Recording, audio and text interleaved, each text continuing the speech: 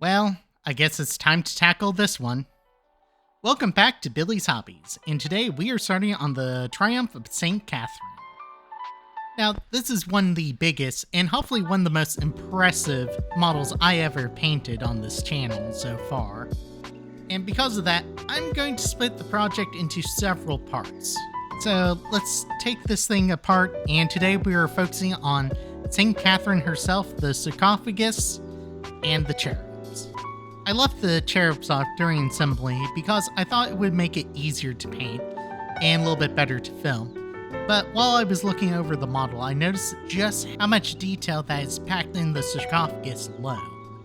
I really like the shield ornaments on the bottom of the sarcophagus and the way St. Catherine is posed, internally praying to the God Emperor. But I felt the cherubs are a little much. Now, don't get me wrong, I think them carrying the banners and decorations is cute, but why are they pulling the sarcophagus when the sarcophagus itself has a hover engine? But I'm getting off track. Okay, enough talk. Let's get into painting this. And if you enjoy this type of content, remember to like, comment, and subscribe. Make sure to hit the bell icon so you don't miss part 2 when it releases. Okay, we are starting with a dry brushing of Warp Lock Bronze. I'm pretty sure I'm not supposed to use this Necron color on the Adeptus Sororitas models, but I've been using it so much on my tank treads and the legs of my armature that this just feels natural to be on my vehicles. Hey, real cool, right? Now, let's put some silver on the bottom to highlight that hover engine. Probably not going to do much on here. Just going to try to give some color separation when I glue this onto the face. And next, we are working out the Skull Crusher brass. Now, we're highlighting some of the details around the sarcophagus and getting some smaller details on the top.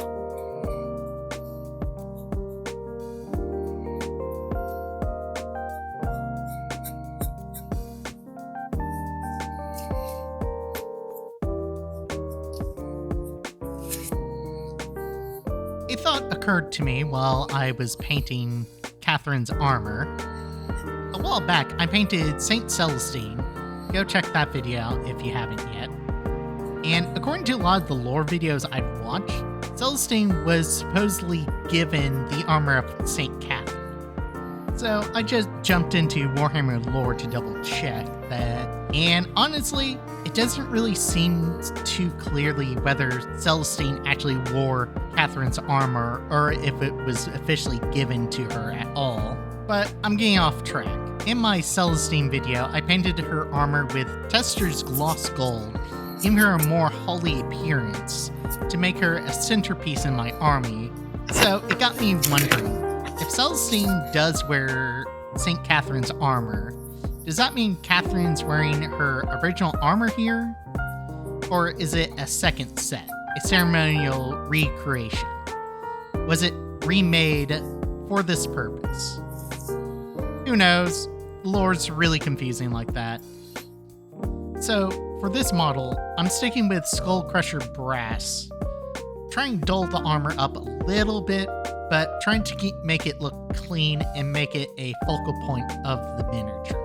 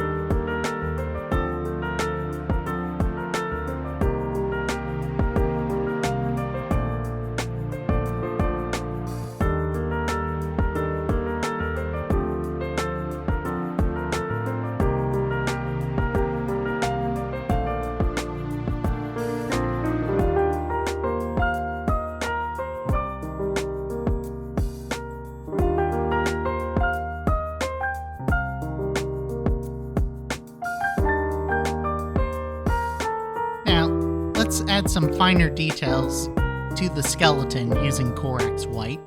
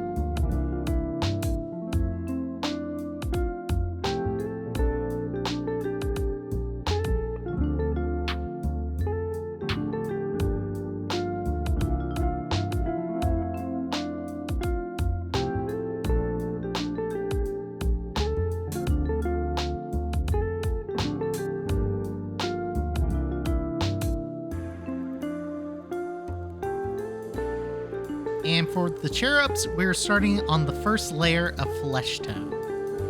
For the undercoat, I use a mix of red and white to create a pink undercoat. I really like the results I've been getting with this. I've been using it on almost all my models.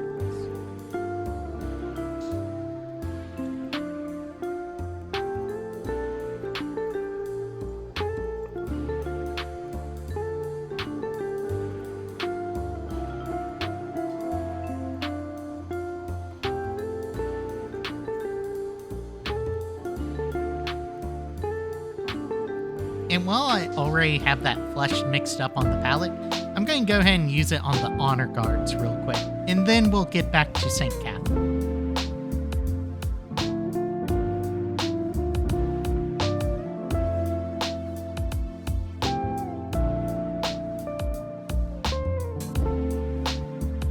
Now it's time for the second layer.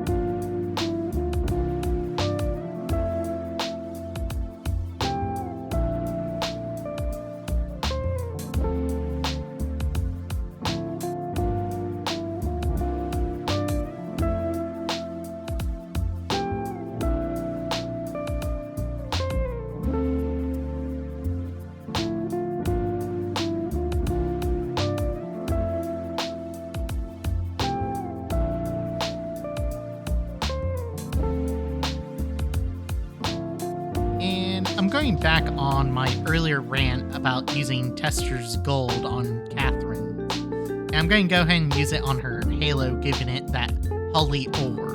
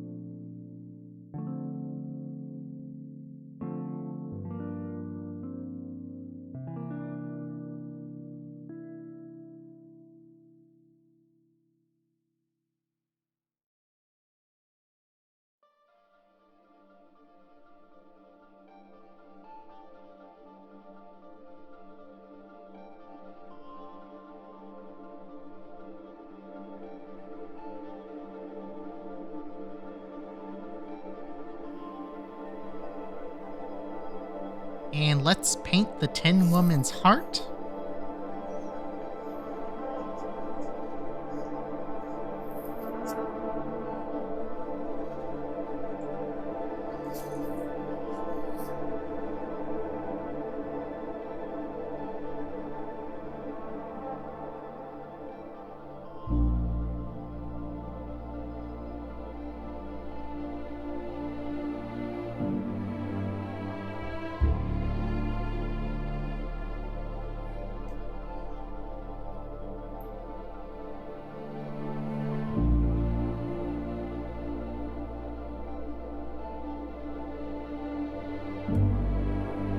And let's call it a day. Thanks for hanging out with me. I'll see you in part 2.